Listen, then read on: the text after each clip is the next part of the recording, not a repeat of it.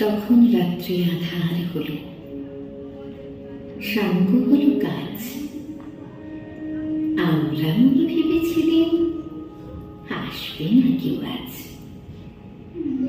মোদের গ্রামে দুয়ারে যত রুদ্ধ হল রাতের মতো। দুই একজনে বলেছিল আসবে মহারাজ।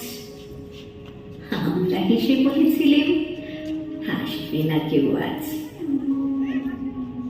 দ্বারে যেন আঘাত হল, শুনেছিলেন সবে।